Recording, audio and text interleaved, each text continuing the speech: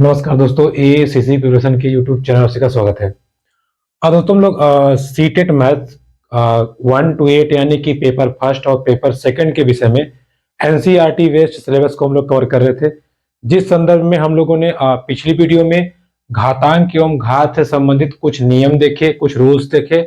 आज की हमारी क्लास उसी क्लास से आगे कंटिन्यू होगी, तो थोड़ा सा हम रिवाइज कर लेते हैं। जैसे कल की क्लास में हमने पढ़ा था, क्या हमने पढ़ा?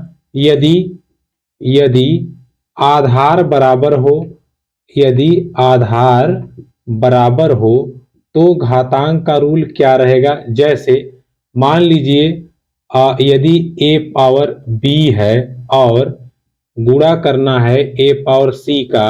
यहां आप देख पा रहे होंगे आधार बराबर है, a और a बराबर है, तो a लिखने के बाद में घातों को हम आपस में जोड़ देते हैं। अगर एग्जाम्पल की बात करें, मान लीजिए 4 पावर 3 और 4 पावर 2 और 4 पावर 3 है। आज दोनों 4 है तो 4 लिख करके 2 और 3 को जोड़ देंगे 5। ठीक है, ये सिंपल हमने आपको बताया था पहला rule.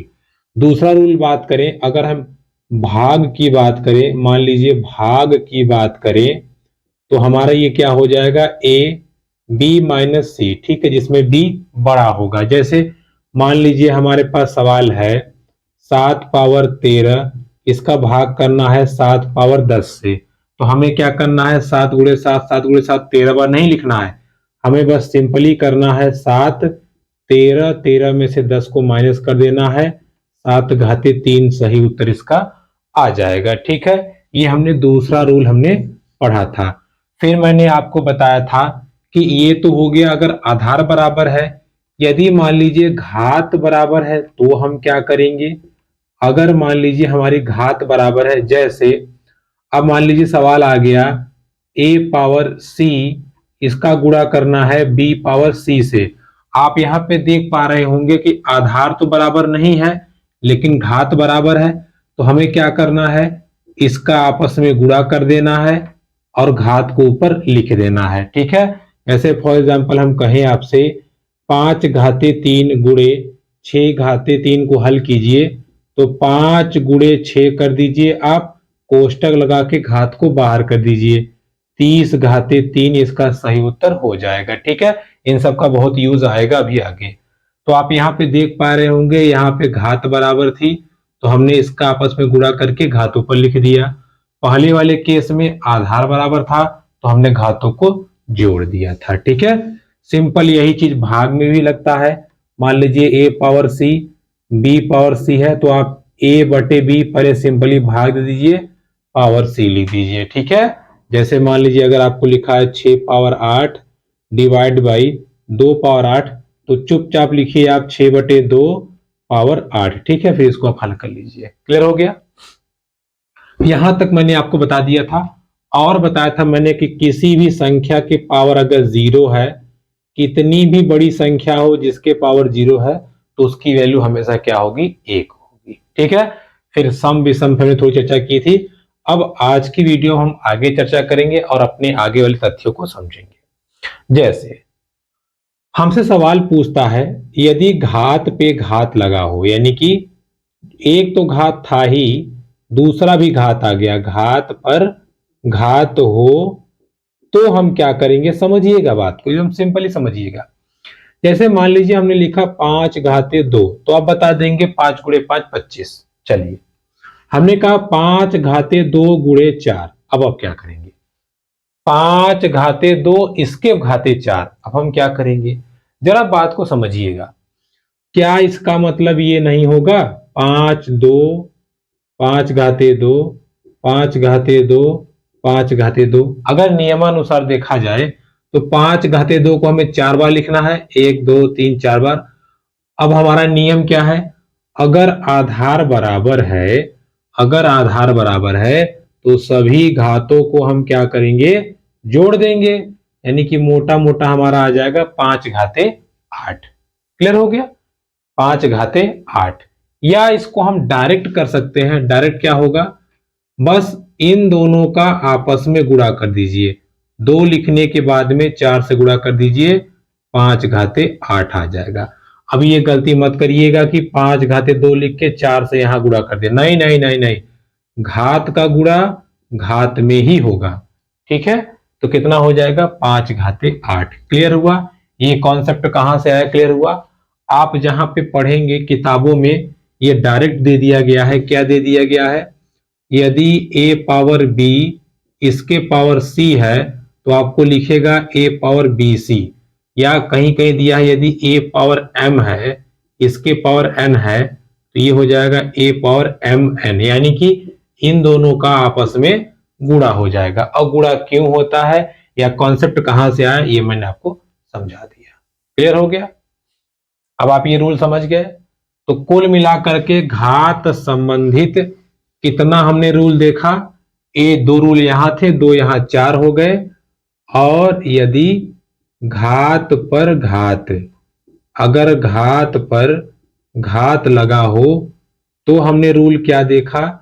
a power b power c हो तो a b और c का मल्टीप्लाई। ठीक है, b और c का मल्टीप्लाई। यही 3-4 रूल आपको ध्यान रखने हैं और इन 3-4 रूल से हम लोग घातांक का जितना भी सवाल है हम लोग सब अच्छे से कवर कर लेंगे। ठीक है, चलिए थोड़ा सा हम आगे चर्चा करते हैं, फिर हम इन सवालों पे आएंगे।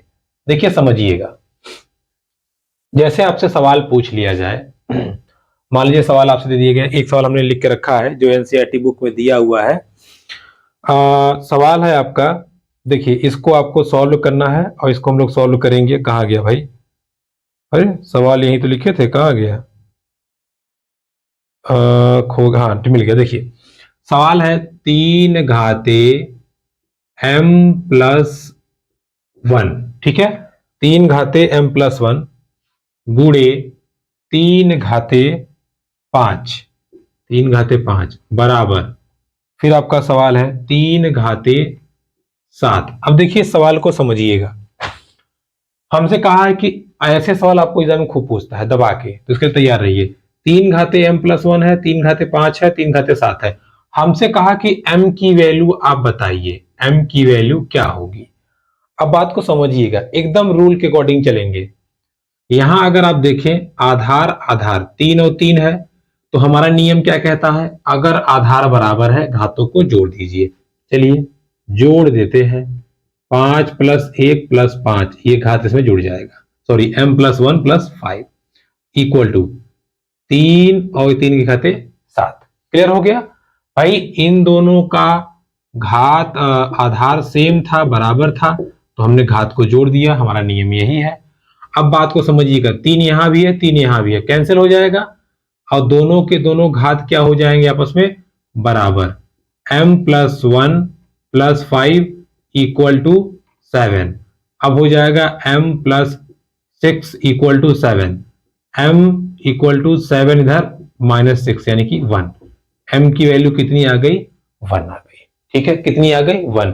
तो ऐसे सवाल आपको पूछेगा तो आप तैयार रहिएगा ताकि आप अच्छे से कर सके। चलिए एक सवाल और आपको समझाते हैं, देखिएगा, परेशान ना होइए। जैसा भी सवाल आएगा कभी कभी रूप आपको चेंज करके दे देगा तो उसको भी हम लोग कवर कर लेंगे। जैसे मान लीजिए सवाल आ गया 2 power x into 8 equal to 128। अब आपसे कह रहा है कि x की वैल्यू बताइए। अब हम फंस जाएंगे, कैसे निकालें भाई? देखिए समझिएगा, परेशान बिल्कुल ना होइए। 2 पावर x है, अगर हम 8 की बात करें तो हम क्या लिख सकते हैं? 2 गुणे 2 गुणे 2। 28 की 128 की बात करें तो 2 दूना 4 दूना 8 दूना 16 दूना 32 दूना 64 दूना 128। ठीक है, अब बात को समझिएगा, अगर देखा जाए तो यहां घात 1 है, यहां भी 1 है, यहां भी 1 है, और यहां हर जगह क्या है? घात 1 है, 1 है, 1 है, 1 है। 2 घाते x, इसका आधार देखिए बराबर है, तो x प्लस 1 प्लस 1 प्लस 1 बराबर, इधर 2 घाते 1 plus 1 plus 1 plus 1 plus 1 plus 1 plus 1, 1 2 3 4 5 6 7 8, ये क्या हो जाएगा? 2 घाते x प्लस 3 बराबर 2 घाते 8। अब आप देखें 2 और 2 बराबर है, हटा देंगे x plus 3 equal to 8। x की वैल्यू क्या हो जाएगी 8 माइनस 3 यानी कि 5।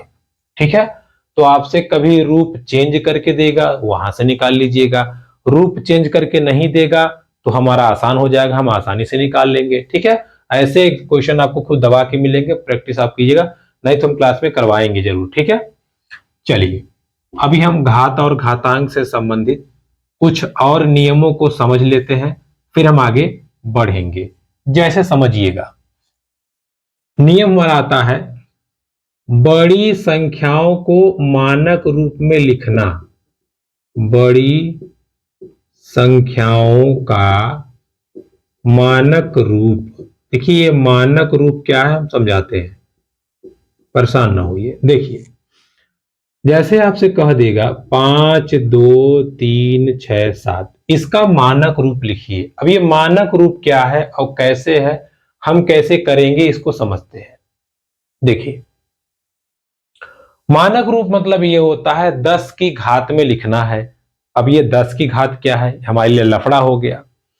अगर आपको ध्यान होगा जब मैंने आपको दशमलव पढ़ाया था तो मैंने आपको क्या बताया था, जैसे मान लीजिए लिखा है 2.35, ये तो आप आराम से बता देंगे कि दशमलव 2 दशमलव दशमलव इधर 2 है, इधर 3.5 है। अगर हम ये लिख दें 3.00, तो इसकी वैल्यू और इसकी वैल्यू में क्या कोई डिफरेंस है, नहीं है। यानी कि दशमलव की दाहिनी तरफ जीरो लिखने का कोई मतलब नहीं है, बाईं तरफ मतलब है, दाहिनी तरफ कोई मतलब नहीं है। अर्थात 3 को हम ऐसे भी लिख सकते हैं, ऐसे भी, दोनों सत्य है, कोई गलत नहीं माना जाएगा। या हम कहें 3 के इधर हमारा दशमलव छुपा हुआ है, यानी कि इस संख्या में दशमलव यहां छुपा हुआ है, छुपा हुआ है ना। हाँ, बस इतना ही ध्यान रखना है। अब इस दशमलव को हमें कुदा के यहां लेके जाना है, हमें कुदा के यहां लेके जाना है।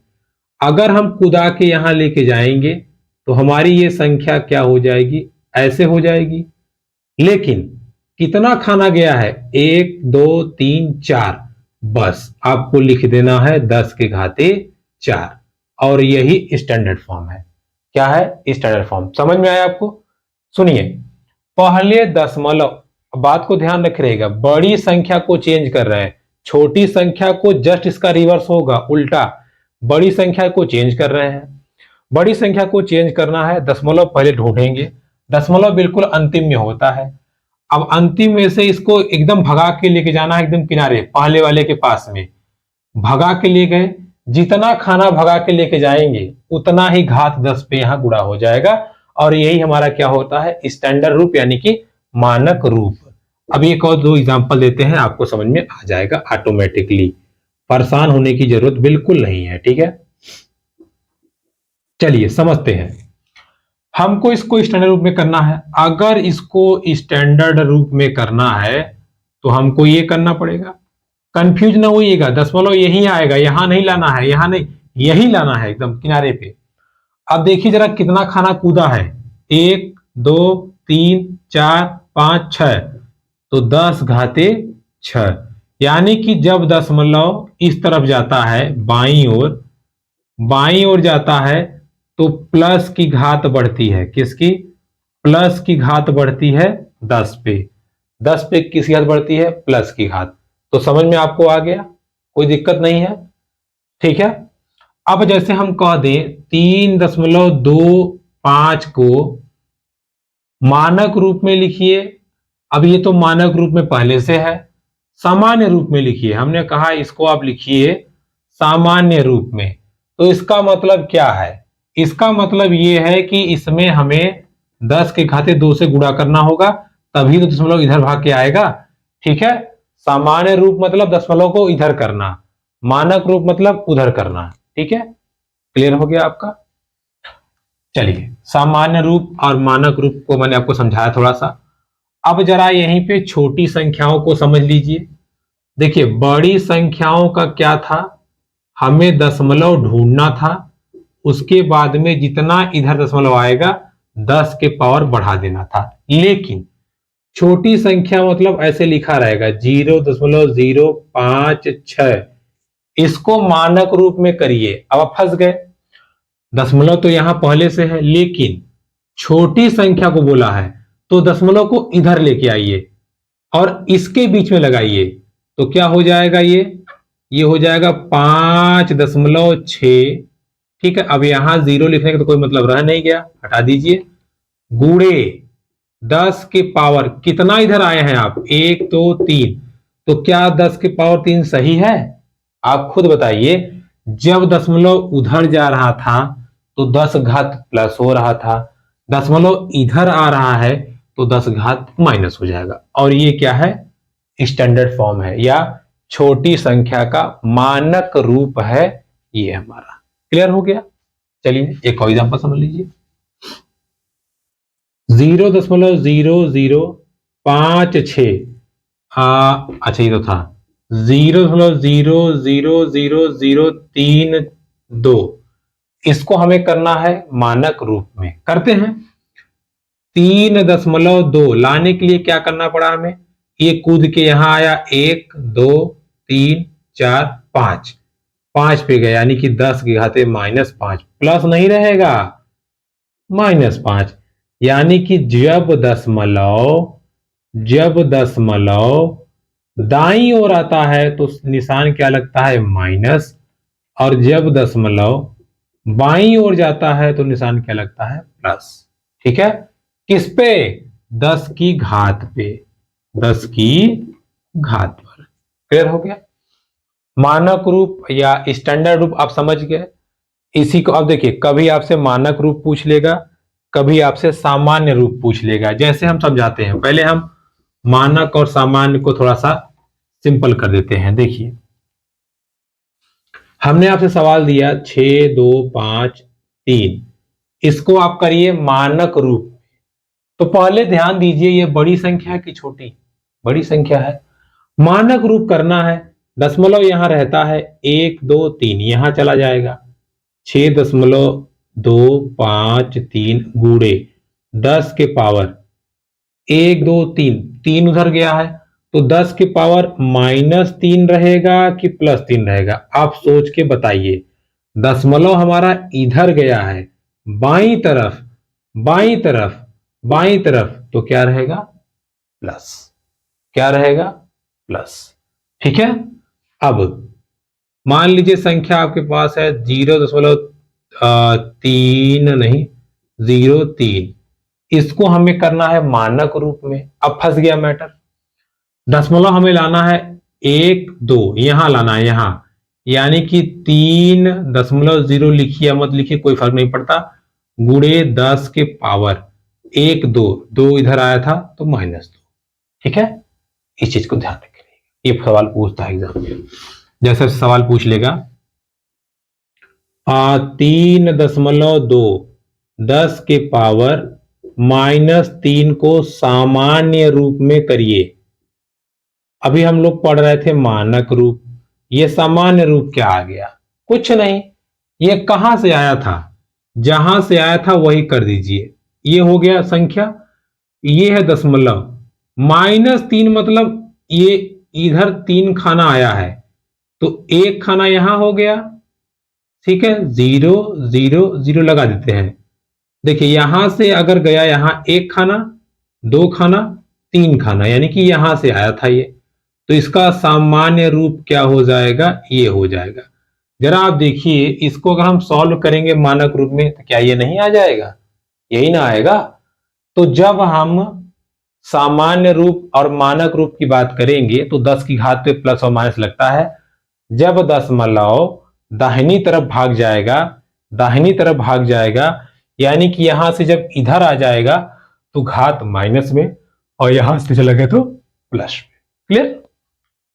इस बात को आप ध्यान रखें। ठीक है, देखिए घातांक और घात से संबंधित इससे ज्यादा आपको एग्जाम में क्वेश्चन नहीं पूछता। हाँ, इसको लेंदी करके पूछेगा, घुमा फिरा के पूछेगा, पावर चढ़ा के पूछेगा, पावर घटा के पूछेगा, तो आपके वो स्किल पे है, आप कितना तेज आपका दिमाग काम करता है और कितना जल्दी आप सॉल्व को सॉल्व कर लेते हैं। ठीक है, तो इन चीज को ध्यान रखे रहिएगा। एक छोटी सी चीज बाकी रह गई है, उसको हम थोड़ा सा आपको बता देते हैं। देखिए आपसे कहता है जैसे मान लीजिए हमने कह दिया, सवाल में आपको सॉल्व करा दिया, हमने कहा कि 2 घाते -3 का मान बताइए। अब आप कहेंगे हैं ये तो हम कभी पढ़े ही नहीं है। तो जब भी आपको पावर पे माइनस दिखे, जैसे a पावर -m, इसकी वैल्यू होती है 1/a⁻m, यानी कि 1 करके इसको प्लस में कर दीजिए, तो ये हो जाएगा 1/2 पावर 3। बस हो गया सॉल्व। इसको कर दीजिए 2 × 2 × 2, कितना हो गया 1/8।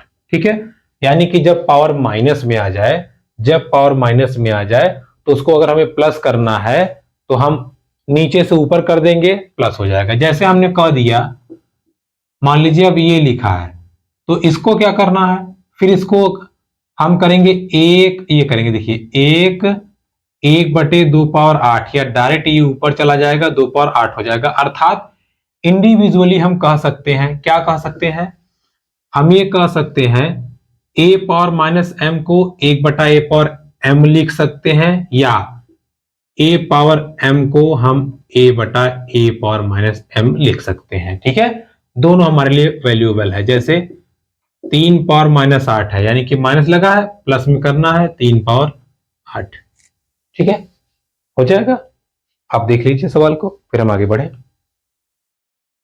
ठीक है, तो घातांक और घात से संबंधित जो भी क्वेश्चंस है आपको ऐसे आते हैं एग्जाम में, आइए अब एक दो आपको अभ्यास करवा देते हैं ताकि हमारा कॉन्सेप्ट बिल्कुल क्लियर हो जाए।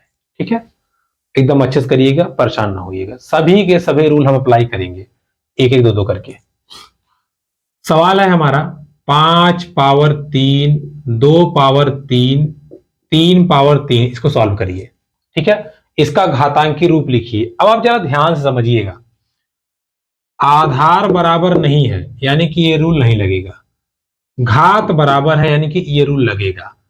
तो 5 दूना 10, 30 पावर 3, यानी कितना हो जाएगा 30 पावर 3। इस प्रश्न का सही उत्तर क्या होगा, 30 पावर 3।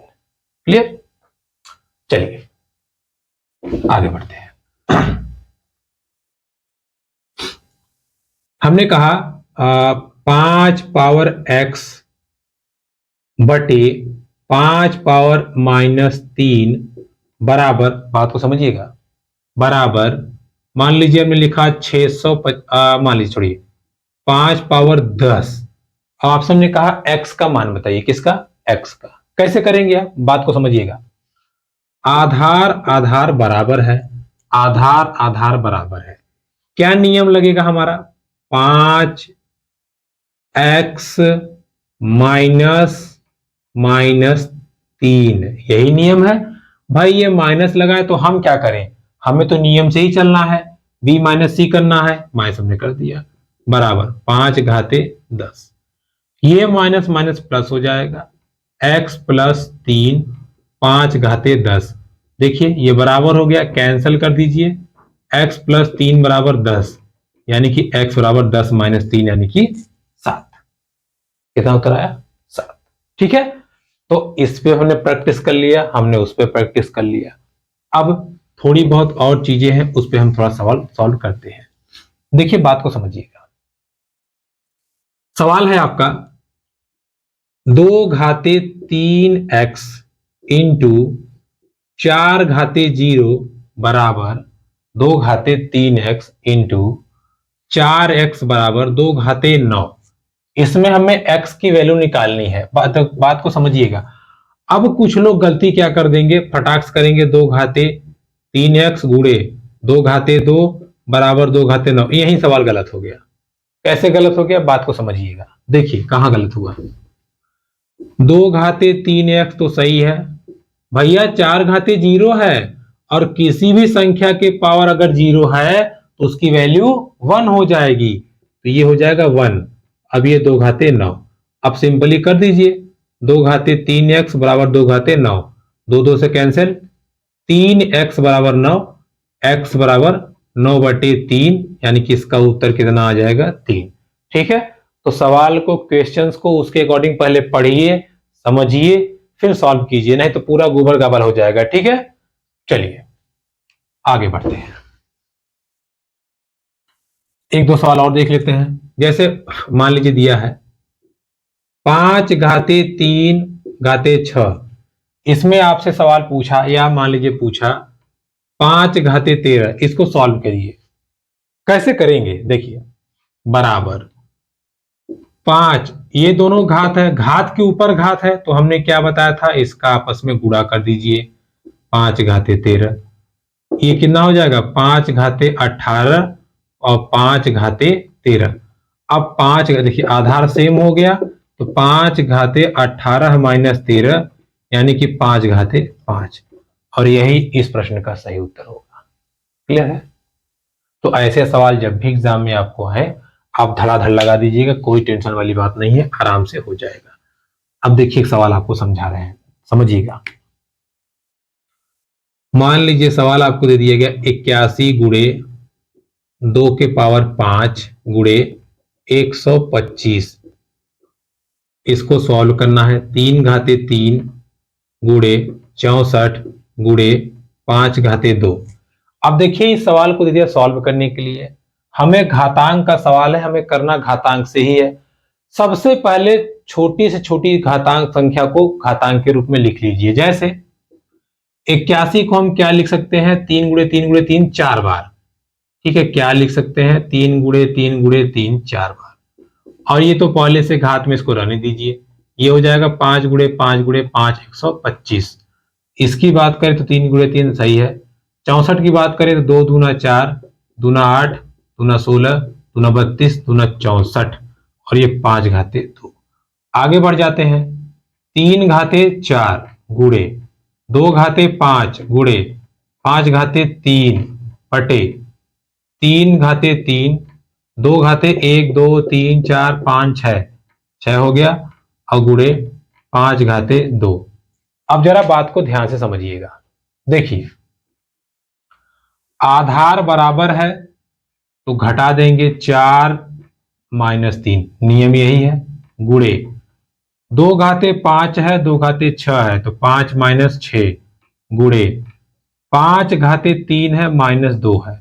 बस इसको सॉल्व कर दिए। 3 में से 4 में से 3 गया, 1 बचा, 3 घाते 1, 2 घाते माइनस 1, और ये 5 घाते 1।